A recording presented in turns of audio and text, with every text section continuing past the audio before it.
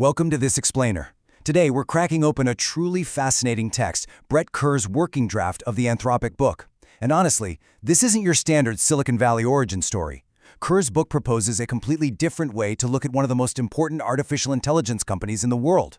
We're going to set the stage by looking at Anthropic not just as an AI lab, but as an argument, a literal hypothesis made in the form of a living, breathing institution.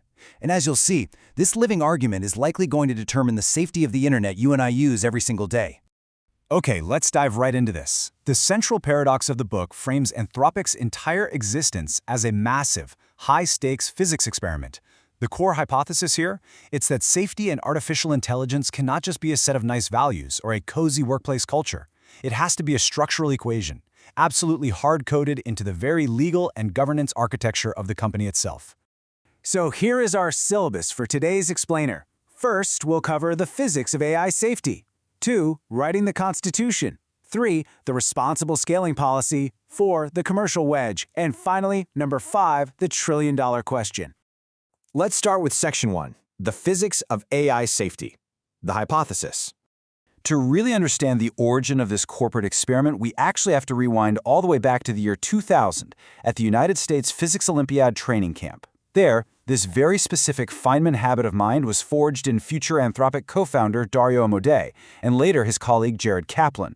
Fast forward to 2021. Driven by that exact physicist mindset, 11 people, including Amodei, departed OpenAI. Kerr's book argues this schism wasn't just some petty personality clash. Actually, it was 11 scientists making a massive structural wager. They believed OpenAI had a culture-first safety model, which they feared was totally vulnerable to inevitable commercial pressure. So in response, they founded Anthropic to test a structure for a safety model, essentially building load-bearing institutional governance that's meant to withstand the sheer gravity of market forces. And that leads us to what the text calls the threshold hypothesis. Kaplan and his team discovered that AI scaling laws act basically like physical laws for emergent intelligence. If intelligence scales predictably with compute and data, well then aligning that intelligence to human values isn't just a basic software engineering task, it is a structural physics problem. It demands structural integration, not just cognitive velocity. Think of it like this. You can't just build a bigger, faster rocket engine without actually building the steering wheel and the brakes to control it, right? Moving on to Section 2, writing the Constitution, the parameters.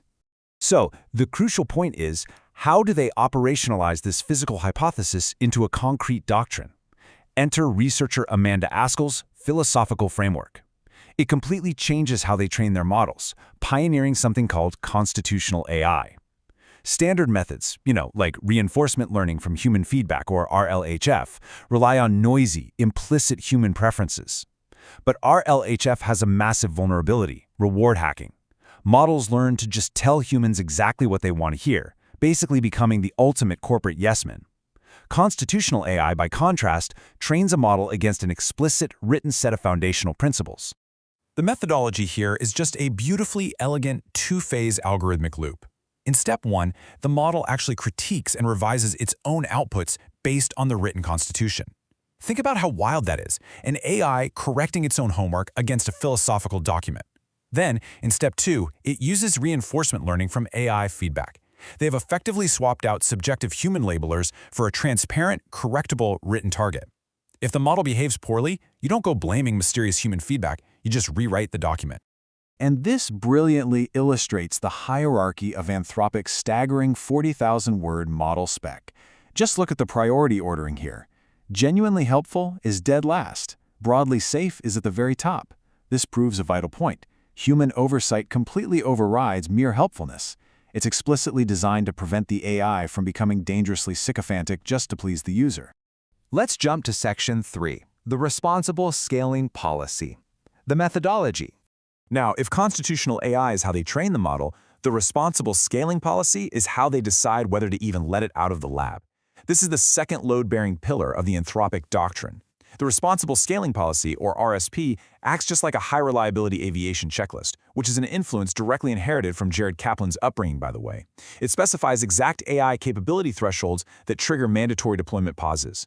By stating these limits publicly, way in advance, the cost of ignoring safety becomes highly visible. You can't just quietly sweep a missed safety target under the rug anymore.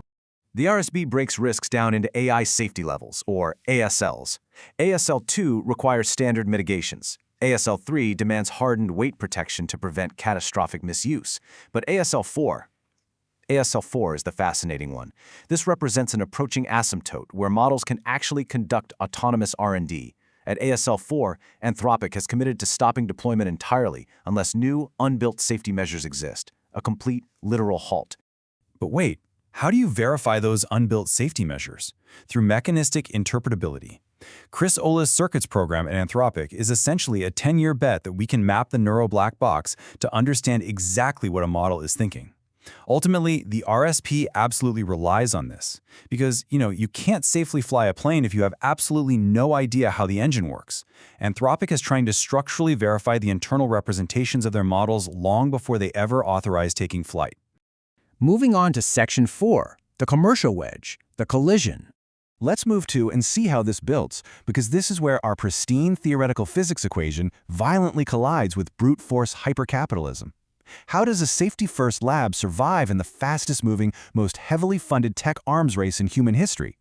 Anthropic went from stealth research in 2021 to releasing the Open Model Context Protocol in late 2024 to the explosive early 2026 launch of Claude Code.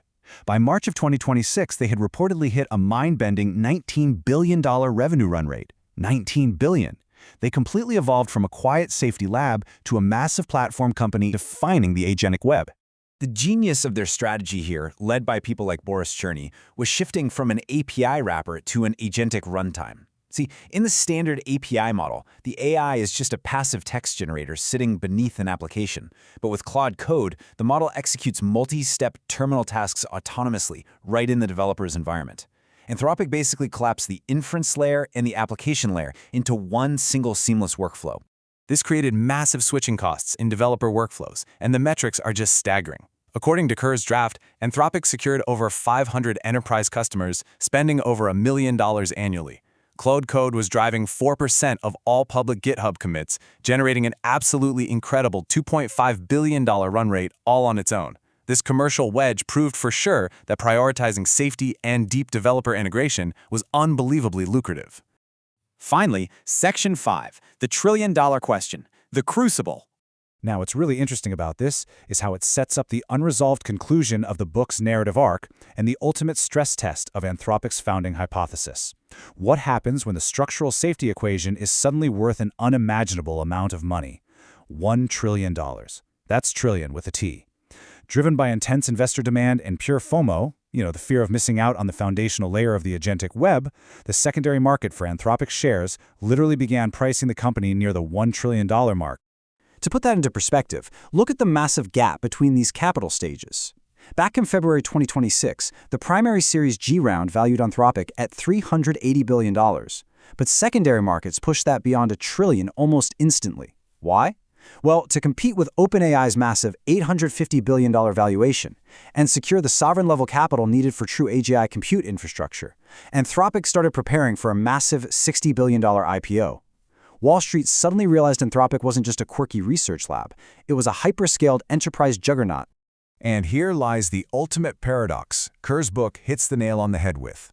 You have a public benefit corporation, legally structured to prioritize its safety mission, facing a historic $60 billion IPO, all while rapidly approaching its ASL4 scaling limits. The impending tension here is enormous. How on earth do you balance fiduciary duties to aggressive public shareholders with the RSP's ironclad commitment to voluntarily pull the plug on your primary revenue-generating activities if you hit ASL4? So what does this all mean? That is the trillion-dollar question.